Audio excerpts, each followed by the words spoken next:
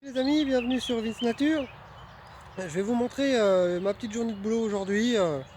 Rien de bien compliqué. C'est un petit bout de terrain qui me reste où j'avais fait un itinéraire pommes de terre. Donc contrairement à ce que je vais vous présenter après, où j'ai tondu pour rebuter les buttes de pommes de terre par-dessus, là je vais laisser tout en dessous.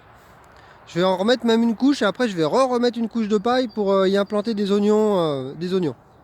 Donc je veux passer un petit coup de tondeuse pour avoir quelque chose de assez fin au départ, pour mettre en dessous la paille, pour essayer de faire une couche un peu imperméable, pour, euh, pour essayer de limiter l'enherbement. Donc je disais, pour essayer d'avoir une couche imperméable, une couche en fait, qui bloque les herbes qui vont repousser, quoi, hein. Donc ici on a beaucoup de vivaces, donc on sera quand même envahi d'herbes, parce que quoi qu'il arrive, elles arriveront quand même à percer.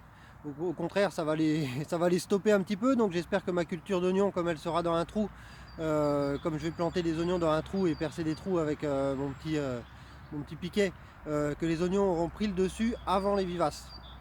Donc c'est avant tout pour ça qu'on fait ça. Et on aurait pu mettre de la paille, mais la paille en fait, comme c'est pas du fumier, là c'est de la paille normale. Donc ça stoppe pas du tout l'enherbement. Un petit peu les annuelles, et encore faut en mettre vraiment une bonne couche. Mais en fait, du fait qu'elle soit pas tassée, on pourrait essayer de la tasser ou de la broyer. Après, si vous avez de la paille fine, c'est différent, hein, parce que nous on a du grand brin. Donc ça a du mal à stopper l'enherbement. Donc là on va faire ça en sachant que l'herbe, ça apporte quelque chose de très riche en azote. Et normalement c'est pas super pour des cultures comme la pomme de terre, les oignons qui n'ont pas besoin de beaucoup d'azote, puis qui ont tendance à faire des choses un peu démesurées, soit des grandes tiges avec pas d'oignons, ou des pommes de terre, trop d'azote sur des pommes de terre, ça donne des pommes de terre un peu déformées souvent. Quand il y a beaucoup de les gens qui utilisent des fumiers un peu trop riches en crottin, quoi, souvent ça fait un peu trop d'azote et ça fait des pommes de terre un peu difformes. Donc voilà, donc nous on fait avec ce qu'on a, donc on va essayer quand même comme ça, et puis ça permettra de voir comment que ça se passe quand même.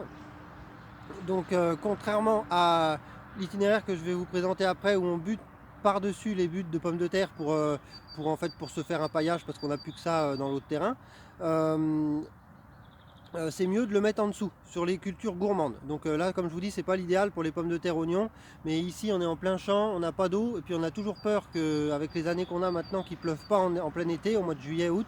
Donc ici on met que des cultures qui ont besoin de pas beaucoup d'eau en plein été. C'est-à-dire que les pommes de terre, oignons et tout ça, ils ont besoin d'eau au début pour démarrer, et puis après ils ont besoin d'un petit peu d'eau, un peu moins, quoi. C'est pas comme un chou, une salade qui a besoin d'être tout le temps arrosée, ou même une tomate, hein. Une tomate, les tomates n'aiment pas l'humidité, mais elles aiment bien avoir de l'eau quand même au pied, hein, pour pousser. Donc, euh, donc on fait comme on peut, quoi. Donc c'est le mieux de le mettre en dessous pour les cultures gourmandes. Si vous avez des tomates, pas trop les salades, hein, mais tomates, choux, les courges, c'est mieux de mettre une couche d'herbe en dessous. En dessous un autre paillage, en dessous un BRF, en dessous une paille, pour éviter les fins d'azote et puis pour nourrir votre culture directement. Que l'herbe est assimilable beaucoup plus vite, du fait de sa décomposition. Après, faire attention à ne pas mettre du trop petit brin d'herbe, parce que le trop petit brin d'herbe va vous faire une couche imperméable à l'eau, si c'est tassé. Si c'est pas tassé, ça va. Si vous aérez bien et puis que vous marchez pas dessus, ça peut passer. Et ça va vous causer peut-être des problèmes aussi de pourrissement. Ça va faire un peu comme de l'ensilage, ça va fermenter et ça va vous causer des problèmes au niveau des racines de votre plante que vous allez planter, par rapport à des gaz qui sont pas très bons pour la plante. Donc voilà, donc, et si c'est du grand brin, il n'y a pas de problème, surtout s'il est sec. Si c'est du petit brin humide de tondeuse, en mettre vraiment qu'une petite couche, ou essayer de le mélanger au contraire avec la paille, le BRF, le mélanger, ou avec des feuilles. Bon bah voilà, mon paillage en herbe est terminé. Comme vous pouvez le voir, ça représente pas grand chose comparé à la surface à tondre. J'ai laissé pas mal de zones en sauvage, je vous expliquerai pourquoi, comme là-bas, avec l'herbe haute. Je vous expliquerai dans l'itinéraire d'après. Puis j'ai pas paillé tout de suite avec de la paille, parce que je vais mettre d'abord mes oignons. Parce que pour la bonne raison que quand le paillage est trop épais et quand je fais mes trous, je vois plus rien. Ça se recouvre au fur et à mesure que je plante et puis ça, je vois plus où je plante mes oignons. Donc j'aime quand c'est pas trop épais. Donc je vais planter d'abord les oignons comme ça et après je remettrai de la paille par-dessus, de la paille de blé. Donc ça, je vous le ferai voir dans le suivi de la culture quand ça aura poussé un petit peu. J'ai passé un petit coup de motoculteur à côté. Enfin, motoculteur, le terme exact c'est motobêche pour les puristes. C'est une simple fraise hein, comme ceci. Donc voilà, donc ça fait un travail, c'est juste un surfaçage, hein, je vais vous montrer, mais voilà, ça travaille sur ça quoi. Hein. La terre est dure en dessous, hein, donc c'est juste un petit travail du sol. Je vous expliquerai aussi après dans le prochain itinéraire pour faire du semis. Et puis parce qu'on avait, là j'ai plus de, enfin je vous expliquerai après. Là j'ai fauché une partie en herbe. On pourrait dire que c'est un couvert spontané. Alors il y avait un beau couvert, de l'herbe à peu près haute comme ça. Ça m'arrive à peu près jusqu'aux chevilles. Je suis pas très grand, je fais 1m80, 1m76. Il y avait plus de diversité dans le couvert, enfin dans l'herbe. Il y avait du pissenlit, un peu comme c'était une zone cultivée, il y avait beaucoup plus de diversité d'herbes. Donc voilà. Donc là on a fauché. Alors j'ai fauché avec une faux. Alors une faux à l'ancienne. Hop, je suis coincé dans les arbres. Une faux à l'ancienne comme ça. Alors ça m'amusait d'essayer, on me l'a donné et j'avais jamais testé, donc ça me faisait plaisir d'essayer. Et puis c'est pas si mal que ça, elle mériterait un bon affûtage. Parce que moi j'ai affûté comme j'ai pu, mais c'est compliqué d'affûter une faux, il faut refaire le filet avec un marteau et tout ça. Donc ça a été pas trop mal, mais elle mériterait de se faire affûter par quelqu'un qui connaît quoi, des savoir-faire qu'on a perdus. Donc là on va mettre une bonne couche de fumier par-dessus, de fumier de mouton qu'on m'a gentiment donné, pour limiter l'enherbement. En fait le fumier va plomber l'herbe qu'on a couchée, et puis ça limitera les levées surtout des vivaces, ça éliminera les levées des annuelles. Et ça limitera les levées de pissenlit, rumex, tout ça qu'il y avait, mais en sachant qu'on sera envahi d'herbe hein, de toute manière. Donc il nous reste pas mal de plants d'oignons, et on n'a plus le temps de bâcher parce qu'on est déjà avancé dans la saison, on est presque au mois de juin. Donc tant pis, on va faire comme ça. On aura un peu de désherbage à faire, et puis les oignons seront peut-être un peu plus petits en calibre parce qu'ils seront envahis dans l'herbe, et puis il y en aura peut-être qui se feront concurrencer. Mais bon, c'est pas grave, on fait avec.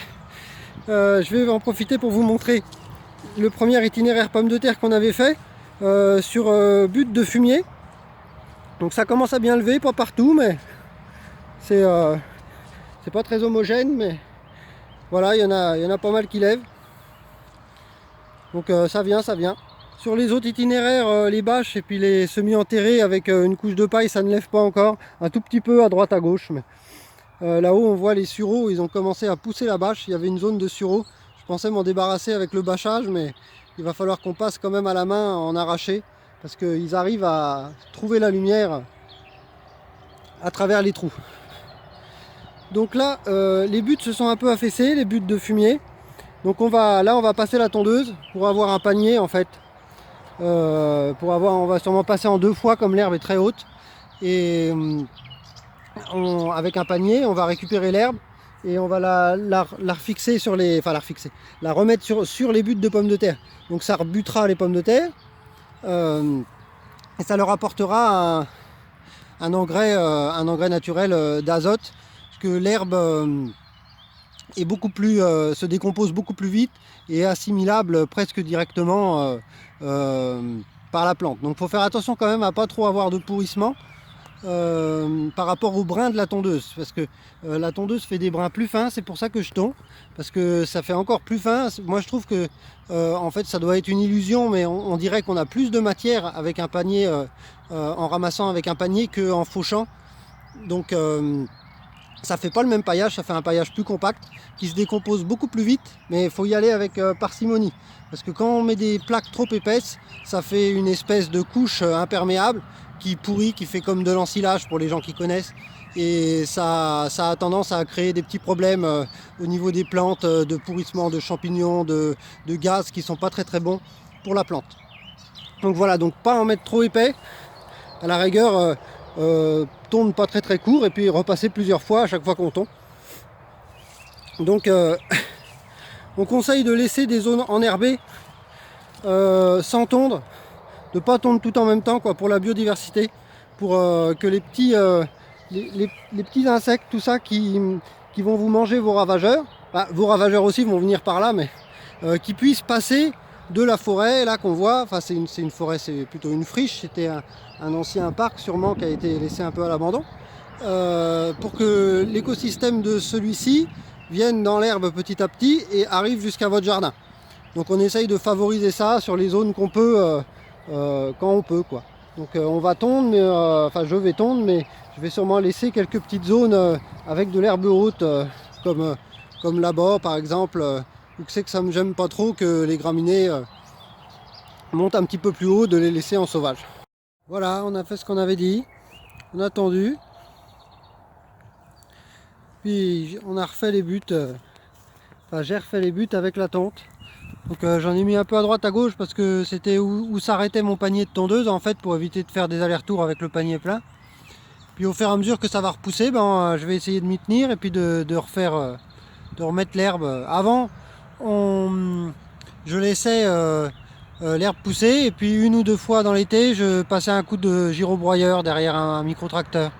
Donc là j'ai décidé de changer, voir si ça pouvait m'apporter quelque chose de mettre de l'herbe et puis moi ça m'aide à compléter mes buts, donc voilà. Donc là c'était le morceau que j'avais fauché à la faux, donc j'ai étalé le fumier qui me restait et puis j'ai remis le surplus d'herbe qu'il y avait à côté par dessus, parce que fallait bien que le mette quelque part. Puis je vais y implanter un peu d'échalotes et des oignons.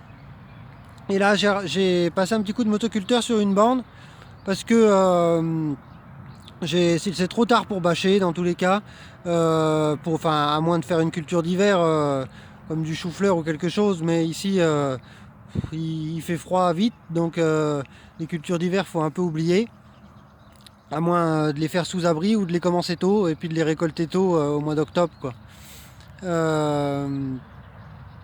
Donc voilà, donc j'ai passé un petit coup de motoculteur comme j'avais dit dans une des précédentes vidéos. On n'est pas des extrémistes du non-travail du sol non plus, hein. Faut faire un peu comme on peut avec ce qu'on a. Le tout c'est d'avoir conscience des pratiques et de la vie du sol, tout ça, et d'essayer d'en tenir compte. Donc là, comme je vous disais pour la biodiversité, moi en fait ce que je fais c'est que je m'embête pas. Tout ce que j'ai pas trop accès, je ne fauche pas quoi. Les bords, donc dans l'idéal il aurait fallu laisser, comme là vous voyez là, il aurait fallu laisser des bandes d'herbe pour faire comme des chemins, pour laisser passer les insectes et toute la faune sauvage passer dans votre jardin. Mais bon, pour un souci de praticité, je l'ai pas fait parce que faudrait que je balade la tondeuse tous les 4 jours. Donc voilà, j'ai laissé des petites bandes que je vais faucher aussi dans, je sais pas, quand ça aura repoussé un peu ici, je vais me mettre à faucher là, puis après je ferai vice versa quoi. Après quand ça aura repoussé là-bas, je retondrai les emplacements. Donc petite astuce pour les jardiniers du dimanche, si vous avez des plantes à rempoter ou quelque chose comme ça, la terre des taupières c'est vraiment bien. Alors voilà, il faudrait que fabrique du matériel qui nous fasse de la terre comme ça, que tout jardinier, tout maraîcher rêve d'avoir de la terre. Elle est ni trop fine ni trop grosse, c'est des très beaux agrégats. On dirait que elle a été vraiment travaillée tout en la respectant. Tout le monde rêverait d'avoir ça. Donc il faudrait prendre l'exemple de la taupe et fabriquer une machine qui travaille la terre comme la taupe quoi. Parce qu'elle n'est pas détruite, on voit bien, hein. Et par contre, elle est fine, bien travaillée. C'est une terre qui va se retasser avec de la battance, mais moins quand même que si on travaillait avec une herse rotative ou quelque chose comme ça. Donc voilà. Donc n'hésitez pas à prendre la terre des taupières et pour mélanger avec un peu de terreau ou pas. Et ça sera de la terre riche parce que c'est de la terre de profondeur. C'est une petite astuce comme ça. Bon, nous on le fait pas parce qu'en professionnel c'est pas envisageable. Mais...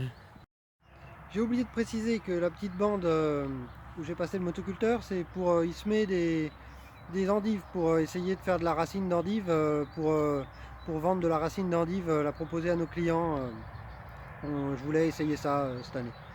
Et donc voilà, donc j'avais besoin d'une terre un peu fine quand même. Et puis comme on n'avait pas de, on a plus de paillage sur place à part l'herbe, et j'ai pas envie d'en apporter parce que la culture principale est paillée, et donc j'ai pas envie de m'embêter à re-ramener un paillage ou un fumier.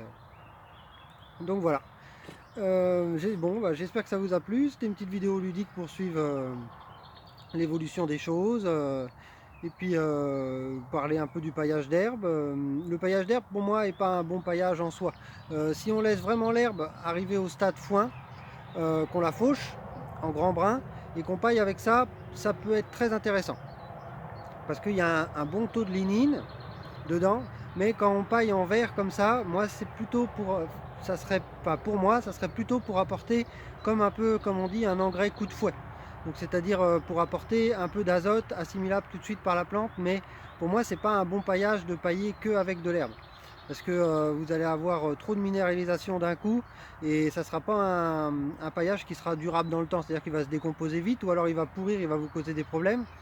Et vous allez avoir de la minéralisation, donc de l'azote d'un seul coup, donc vous allez avoir beaucoup de feuilles, des légumes un peu disproportionnés, si vous en mettez vraiment beaucoup. Si vous en mettez qu'une petite dose, ça va, mais quand on paille, on veut pailler pour pailler, quoi. On veut pas pailler pour mettre 3 brins d'herbe à droite à gauche. Donc pour moi, c'est pas un bon paillage en soi à employer tout seul. Par contre, mélanger avec du BRF, en 70% d'herbe, 30 de BRF, ou 50-50 même, pour éviter les fins d'azote, ça peut être très très intéressant. Donc voilà, moi je l'utilise en complément parce que je l'ai à disposition, et puis que de toute façon faut qu'on tourne un maximum pour se dégager un peu un minimum, pardon, pour se dégager un peu les accès. On pourrait faire qu'un chemin, hein, c'est envisageable, hein, faut pas du tout avoir peur de laisser de l'herbe. Tout ce qui est les porte-graines là, ça faut pas en avoir peur, hein, ça va pas vous remettre un tas d'herbe dans votre jardin. Il y a plein de gens qui veulent pas mettre du fumier ou pas mettre du foin. L'herbe de toute façon elle est dans la terre, les graines sont dans la terre, il y en a des millions. Même quand si souvent les gens qui ont peur de ramener de l'herbe, ils désherbent. Quand vous désherbez, en gros quand vous arrachez une plante, vous en ressemez 5000. Donc c'est pas ça qui va vous ramener de l'herbe, faut pas du tout en avoir peur. L'herbe, faut pas en avoir peur. L'herbe elle est naturelle, vous n'allez pas ramener de l'herbe en ajoutant de l'herbe dans du gazon dans votre terrain, ou du fumier parce qu'il y a un peu de foin dans les crottins. C'est pas comme ça que ça marche. Vous allez pouvoir changer votre potentiel de graines qu'il y a dans le sol, vous allez pouvoir peut-être ramener des graines différentes, mais en général ça vous rapportera pas plus d'herbe que ce que vous avez déjà, hein. Si vous avez moins d'herbe dans votre jardin à force de désherber et de travailler le sol, c'est pas que vous n'avez pas apporté d'herbe ou de fumier, c'est simplement que vous avez épuisé votre sol et que l'herbe pousse moins bien, donc vos légumes pousseront moins bien. C'est tout. Donc voilà, j'espère que ça vous a plu. Et puis à la prochaine pour de nouveaux itinéraires. N'hésitez pas à vous abonner, mettez un petit pouce, un commentaire, ça fait toujours plaisir. Voilà.